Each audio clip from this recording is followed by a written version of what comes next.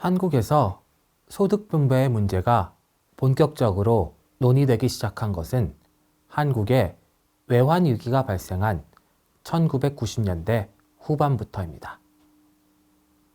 1997년에 발생한 외환 위기는 꾸준하게 높은 성장을 지속하여 더 이상 가난한 나라가 아닌 한국 경제에 처음으로 발생한 위기 상황이었습니다.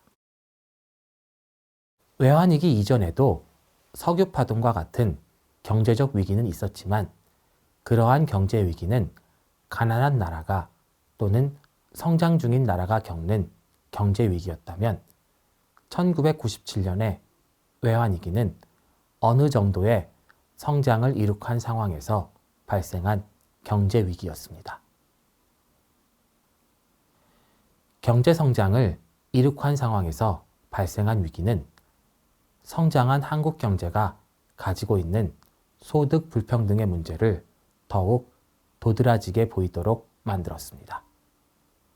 그리고 지금까지 한국 경제에서는 성장의 이슈 외에 소득 불평등의 이슈가 점점 더 중요해지고 있습니다. 한국 경제는 소득 분배 문제를 경제 성장을 통해 상대적으로 잘 해결해 나간 편에 속했습니다. 하지만 1997년의 외환위기는 소득 불평등과 빈곤을 한국의 중요 현안으로 등장시킵니다. 한국의 소득 분배에 대한 연구를 보면 1990년대 중반 이후 한국의 소득 불평등도는 악화되고 있습니다. 한국의 산업화가 진행되고 농업과 농촌의 비중이 줄어든 이후에 한국의 소득 분배를 가장 보기 쉬운 자료는 도시 근로자 가구 소득 수준의 변화입니다. 1982년에서 1992년까지 도시 근로자 가구의 평균 소득과 중위 소득은 모두 빠르게 증가하였습니다. 여기서 중위 소득이란 100명의 도시 근로자의 소득을 기준으로 줄을 세울 경우 중간 순위인 50번째 근로자의 소득을 말하는 값입니다. 소득의 경우에는 평균 소득과 중위 소득의 값이 달라지는 경우가 많이 발생합니다. 예를 들어 평균 소득의 경우에는 한 명의 도시 근로자가 매우 많은 소득을 올리고 99명의 근로자가 적은 소득을 올리는 경우가 발생할 수 있습니다. 그럴 경우 높은 소득을 올리는 한 명의 근로자를 포함시켰을 때는 평균 소득이 매우 높지만 높은 소득을 올리는 한 명을 제외하고 99명의 평균 소득을 계산해 보면 평균 소득이 크게 낮아질 수도 있습니다. 평균은 극단적인 값의 영향을 크게 받기 때문입니다. 하지만 100명 중 50번째 순위의 소득을 측정하는 중위 소득은 극단적인 값의 영향을 적게 받습니다. 따라서 중위 소득은 평균적인 근로자의 소득을 보여준다고 말할 수 있습니다. 평균 소득이 근로자들의 소득의 평균을 보여주는 것과는 다른 것입니다.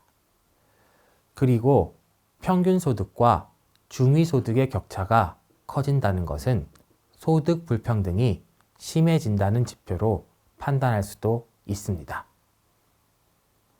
평균적인 근로자의 수입은 그대로인데 근로자의 평균 소득이 증가한다는 것은 높은 수입을 얻는 상위 근로자의 소득만 증가한다는 추론이 가능하기 때문입니다.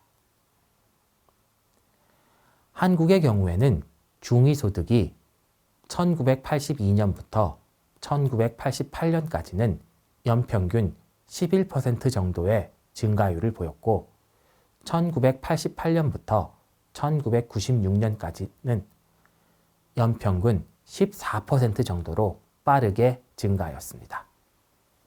이러한 중위소득의 빠른 증가는 경제 성장이 평균적인 가구 소득을 빠르게 증가시켰다는 것을 의미합니다.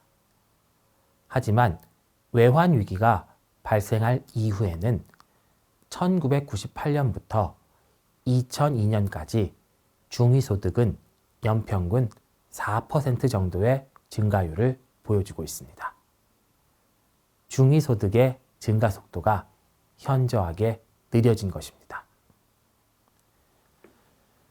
평균소득의 경우에는 중위소득에 비해 약간 빠른 정도의 증가 속도를 보이고 있습니다. 하지만 1990년대 후반을 거치며 평균소득과 중위소득의 차이는 점점 더 커지게 됩니다. 1997년 이후에는 상위소득자의 소득 점유율은 증가한 상태를 유지하고 하위소득자의 소득 점유율이 감소하며 평균소득과 중위소득의 차이가 증가하는 모습을 보여줍니다. 지니계수의 경우에도 비슷한 모습을 보여주고 있습니다. 지니계수는 1997년 이전에는 꾸준한 감소세를 보여 1982년에 0.309에서 1997년에는 0.284까지 줄어들게 됩니다. 이는 소득 불평등이 꾸준히 개선되었다는 것을 이야기해주고 있습니다.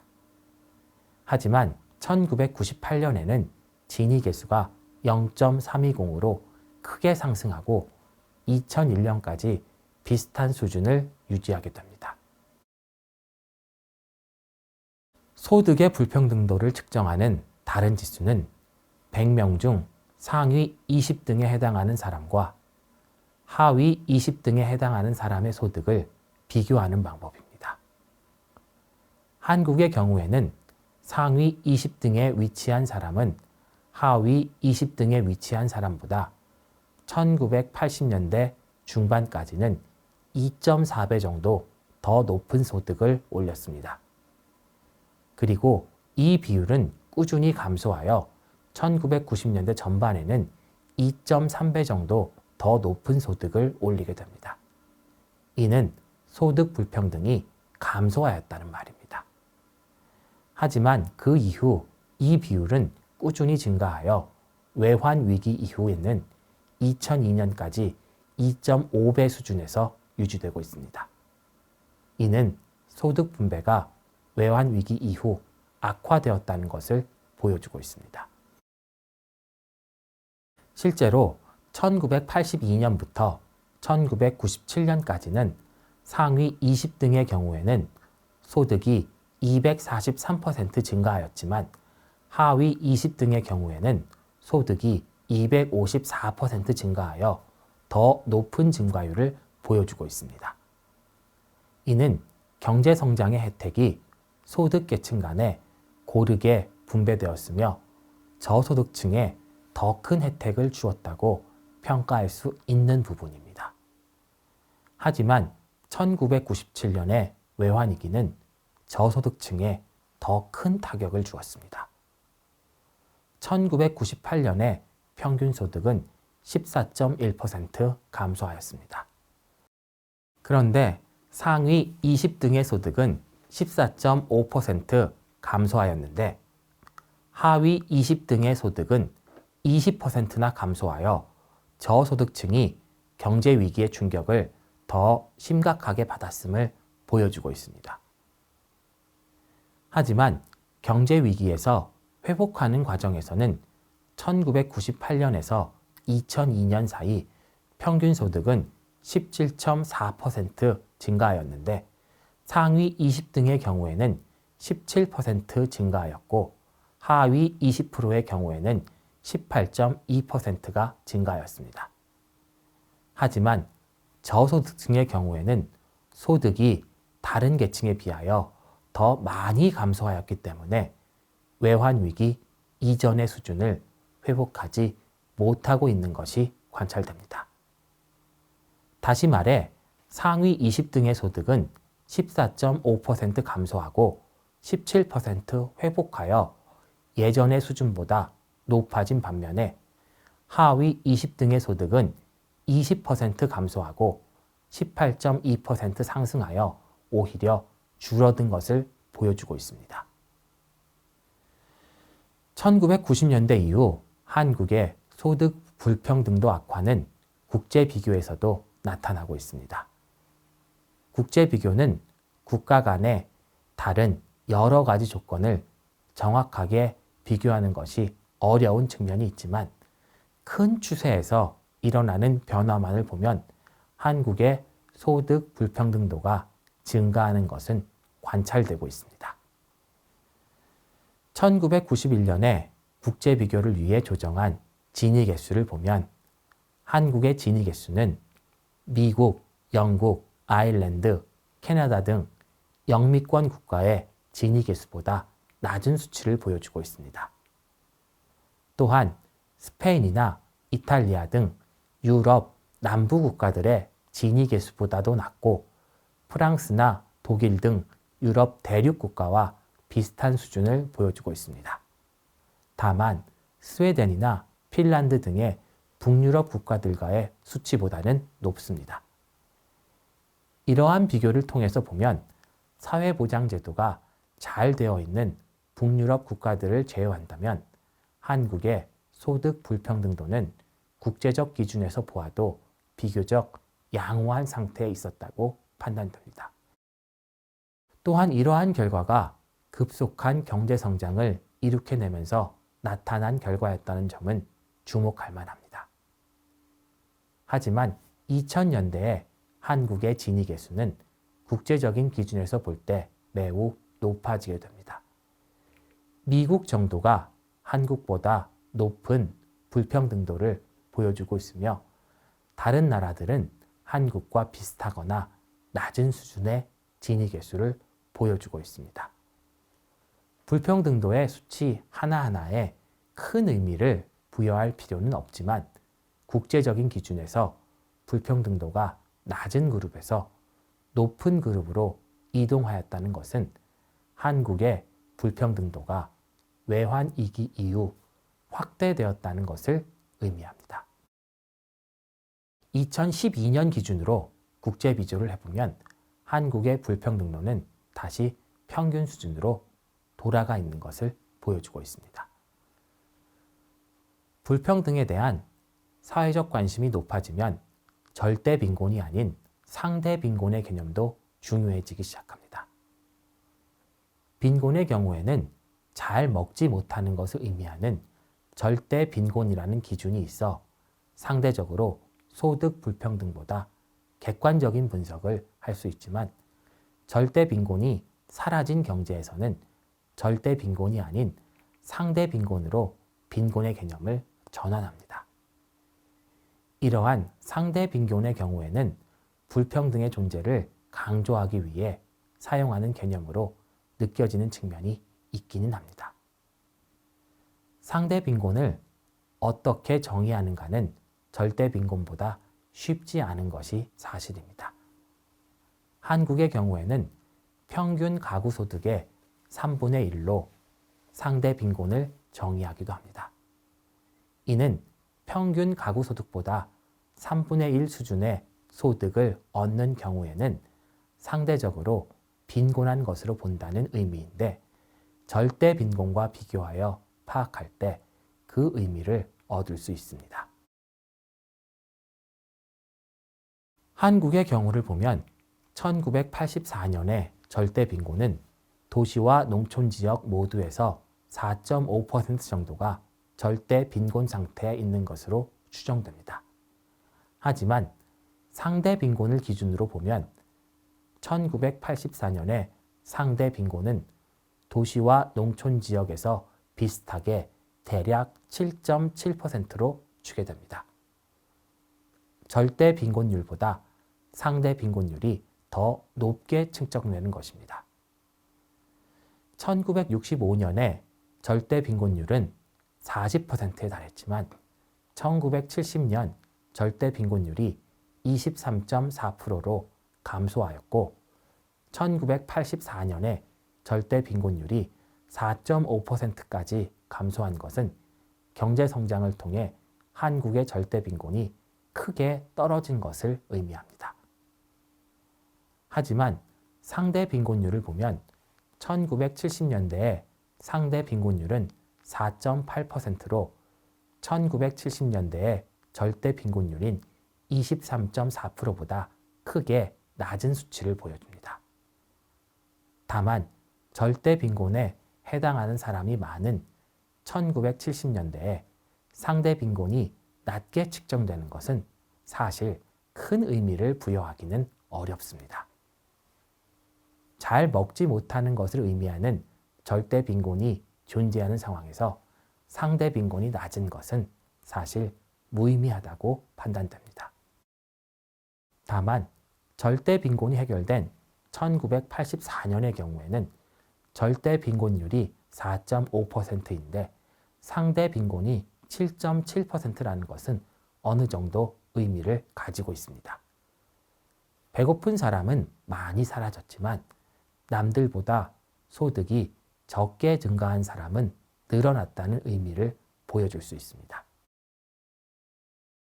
1970년에 상대 빈곤율은 4.8%였지만 1984년에 상대 빈곤율은 오히려 7.7%로 올라가고 있음을 보여주고 있습니다. 이러한 결과는 절대 빈곤율과 상대 빈곤율의 비교를 통해 절대적으로 가난한 사람은 줄어들었지만 상대적으로 가난한 사람은 많아졌다는 평가를 가능하게 합니다. 하지만 개인적으로 절대 빈곤율이 감소하고 있는 상황에서 상대 빈곤율의 증가를 이야기하는 것은 불평등을 어떻게든 강조하려는 의도를 가지고 있는 것으로 보이는 측면이 커서 그리 많이 신뢰하고 있지는 않습니다. 상대 빈곤은 또한 상대적으로 측정되기 때문에 기준에 따라 상대 빈곤율이 영향을 받게 됩니다. 앞서 말씀드린 상대 빈곤은 평균 가구 소득의 3분의 1로 측정한 것이지만 중위소득의 50% 이하로 상대 빈곤을 측정하기도 합니다. 그 외에 다른 기준들도 있습니다. 이처럼 기준에 따라 수치가 변하는 것은 많은 분석 방법에서 나타나고 있는 현상이지만 빈곤이라는 주제를 그렇게 분석하는 것은 그리 타당해 보이지 않습니다. 절대적 빈곤이 사라지면 상대적 빈곤이 중요해지는 것은 사실입니다.